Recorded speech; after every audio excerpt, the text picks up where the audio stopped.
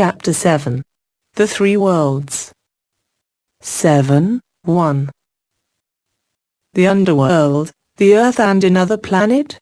The three worlds are spoken of in every ancient history. Of course, traditional science tells us the hollow Earth is fictitious, but many scientists are not so sure anymore. Recently, geologists admit using computerized axial tomography and CAT scans were able to look inside the Earth, obtaining, to their surprise, profiles of massive, mobile structures roughly similar to the continents on the surface. There are actually continents inside the Earth, just as the ancients told us. They appear to be thousands of kilometers across, believing to lie between the Earth's liquid iron core and the mantle, said the researcher. I'm sure the Earth will lie / greater some surprises for us. That is putting it mildly, considering science has refuted the hollow Earth theory for years. Even though no one has ever been there, we have merely guessed as to what it is like. We have already spoken of the possible planets that existed and still exist that the ancients told us about, and we shall return to more on this subject and the hollow Earth in various areas, but as to the law of the Underworld, it is much spoken of. Going by what we have seen, Indra made his home there by necessity. The Underworld of Egypt was divided into districts such as one called the Nruft. It was collectively called the Chart. In Greek, Amons was the Underworld. The world below was, as we have seen, a heaven of sorts, considering the color of one's skin. For it was here the Anunnaki were forced to live away from the heavy rays of the sun, where lighter skins could better survive. Like the devil, they all turned red upon coming before its rays. Many fiendish monsters were said to dwell here, perhaps denoting mutant species. A great valley and river was said to have run through it, which, according to the Egyptians, was the true source of the Nek. The chart, depicted on a sarcophagus of Seti and is round, designating the magnetic wheel of the Earth extended below, which may be very true given the latest scans of the Earth. Admit it was a semi-dark area where ferns and lichens are bounded and other lightless flora, sounding like a chapter out of Lord of the Rings, for it may be here where our fantasies of gnomes and giants emerge from in genetic memory. Egyptians' priests compiled a book which gave names and descriptions of all the bizarre creatures. The god Seb was said to have made an opening in the earth through which the gods passed. Herodotus sought to find the source of the winged serpents, so often spoken of, that were said to emanate from the earth just as UFOs are believed to come from there yet today. He went to a place in Arabia and saw the backbones and ribs of serpents in such numbers as it is impossible to describe. Of the ribs there were a multitude of heaps, some great, some small, some middle-sized. The place where the bones lies at the entrance of a narrow gorge between steep mountains, which there open upon a spacious plain communicating with the great plain of Egypt.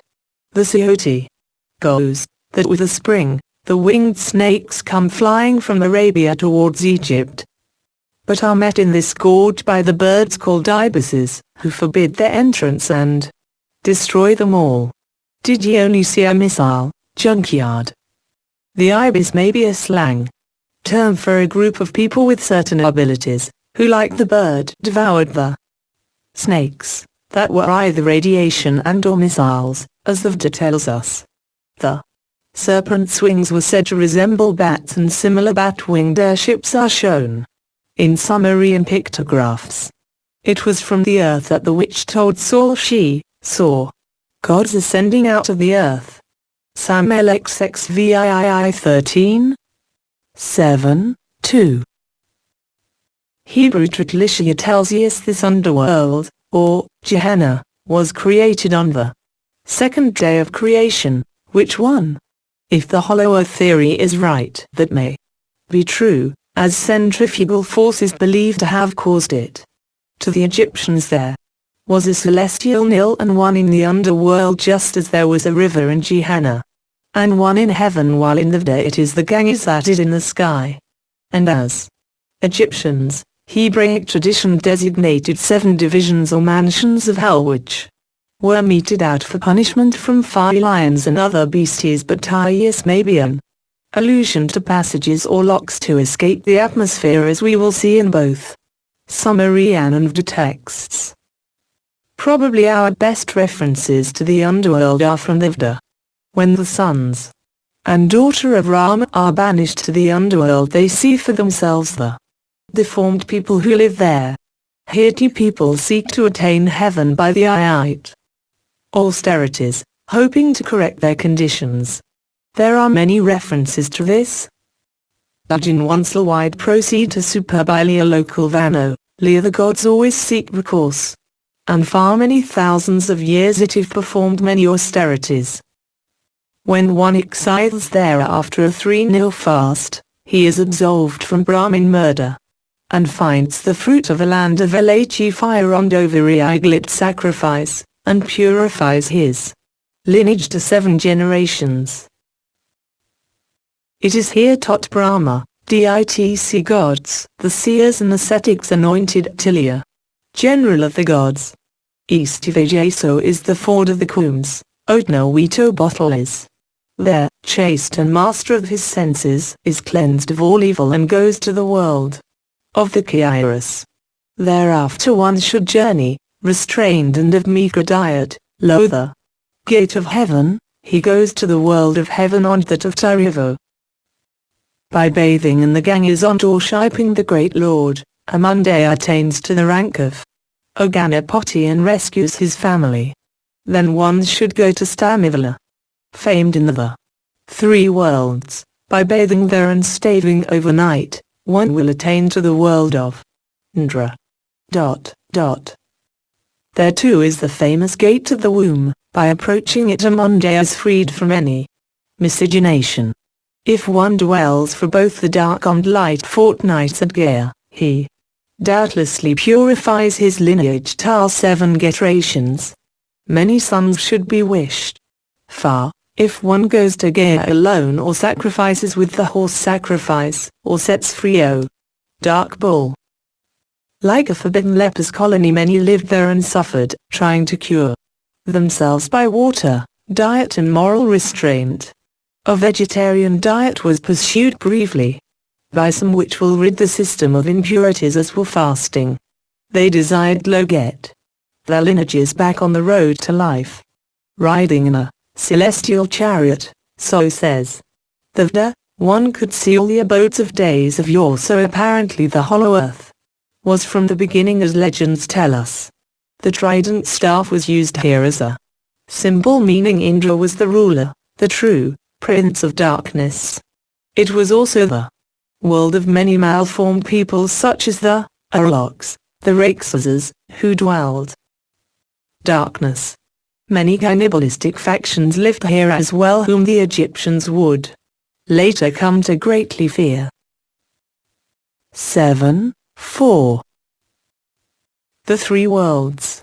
References. 1. Omni, April, 1987. Researchers, Thomas Jordan, Kenneth Krieger. 2. The Gods of the Egyptians, Volume 2. E. A. Willis Budge, 1904. Reprint 1969. Dover Publishing Company, New York, N.Y. 3. The Mahabharata, Vol. 2 and 3. 7.5. Chapter 8. The Androgyne. The women adorn their right side with men's clothing. The people of summer parade before you. The men adorn their left side with women's clothing. The people of Sunya parade before yon. Sumerian 8.1.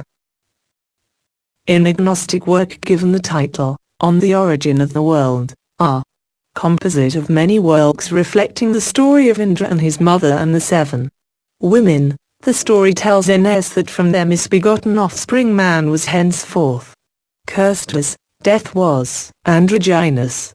There were probably no truer words ever spoken in or the ancient texts.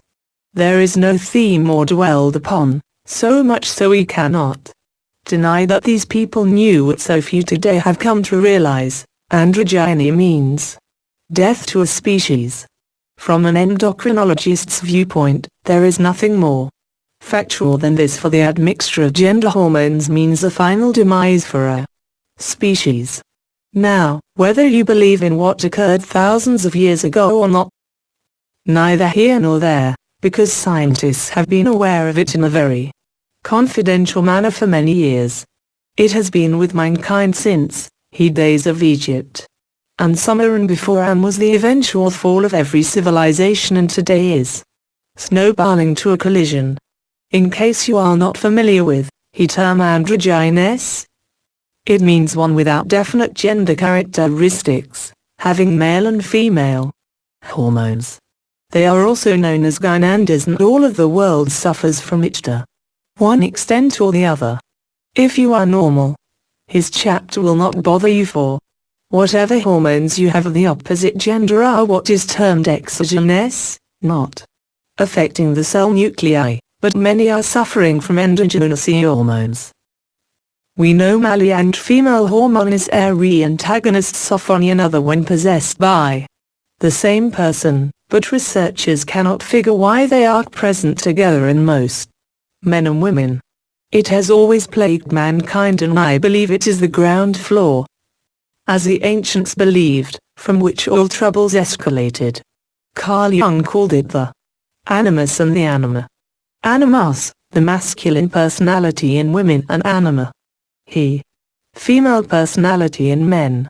What happens is, the endocrine systems is imbalanced, particularly the pituitary.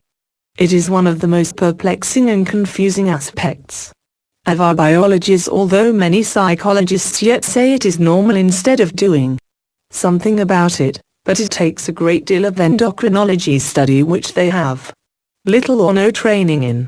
Researchers know better.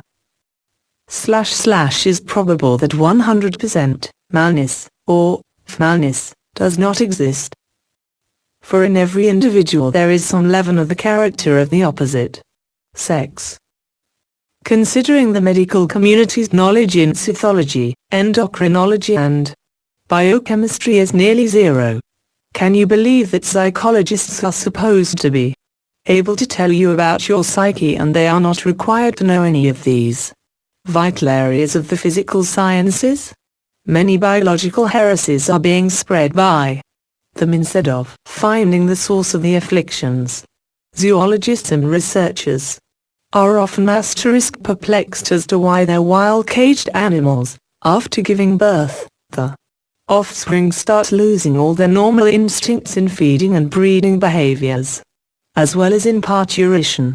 Most animals in the wild are not onanistic or show sexual aberrations unless the environment becomes stressed, but zoo animals have great problems, as do domesticated animals. When someone states that a person acts like an animal, they are referring to our domesticated ones, not the wild. The mothers of these animals, for one thing, are stressed, which causes, as in humans, a blending of gender hormones upon the conceptus and growing fetus. Lab animals as well as zoo ones are fed biological diets, sugar and fats are given them. One experiment I know, 8-2 of they actually fed Kellogg's Special K, a nutritional horror, sugar, salt, and a list of additives that would down a bull elephant, but this is par for the course in most laboratories, which is why research is so fickle. The scientists cannot even feed themselves properly, much less a mouse, for if you have ever been to a science meeting, the sugar, alcohol and cigarettes abound. There is no higher thinking from this. You would think feeding the brain properly would be the #1 priority, which is the hallmark of their business, but what we are seeing coming out of most researchers in all fields is quite understandable, and it upsets the endocrine balances terrifically. The Egyptians and Gnostic texts pointed out the stickleback Fish is an aberration of nature, for it can change its gender at will. It is bisexual. Today, very confused anthropologists are calling this normal and evolutionary asterisk. Most people bear the mistaken notion that because organisms mate and reproduce they are both biologically secure, but nature often brings mistakes together just to breed them out of the gene pool. Cortisol, cortisone, weaker gene-stressed mothers causes much of this. Diet is another. One study found that alcohol consumed by rats induced androgyne in the offspring. Alcohol suppresses testosterone function either in the father or developing fetus, causing gynic males and andric females, and is causing the same response in people. There seems to be few absolute masculine and feminine peoples. The problem can arise at any level of gender organization of the embryo, giving endogenous or exogenous infiltration of gender hormones upon the quioceptus. Often exogenous hormones remain that way until sometime in life a lack of a nutrient, such as tryptophan, can turn one into a sexual aberration, so the tightrope is thin for human gender identity in many. L is becoming increasingly clear anomalies in number and structure of sex chromosomes occur with far greater frequency than was previously suspected, and that these anomalies are of such variety that they cannot be attributed to any single mechanism or stage of cellular replication. Errors can occur during spermatogenesis or oogenesis, or from faulty division of cells, or a myriad of other reasons.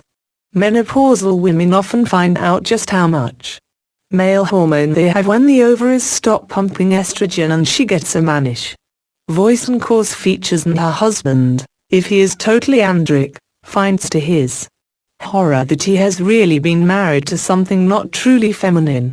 Studies of chromosomes and gender placement are too generalized as to make any rash statement one way or the other as to the Y and X of male and female. Why the male has an X chromosome is odd, except in androgyny, but to say all men do would not be true, as not all men in the world have had their chromosomes checked, and by looking at most of the women of America today, to say they don't possess a Y in their genes would take a great deal of gullibility.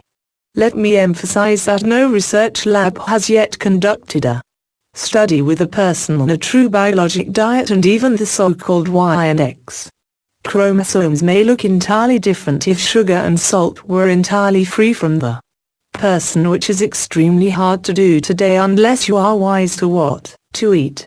I think if there is one great aspect to a natural diet is that men report they have more masculine traits and are much more confident, while women feel more feminine, but then this would only happen to someone who had exogenous hormones of the opposite. 8.3. Gender or none at all. The Y chromosome, again a generalization, is small compared to the X chromosome of the female, which has the genetic coding for functions involving every system of the body and twice the genetic material as males. Then why do some people resemble their fathers? We cannot figure why there is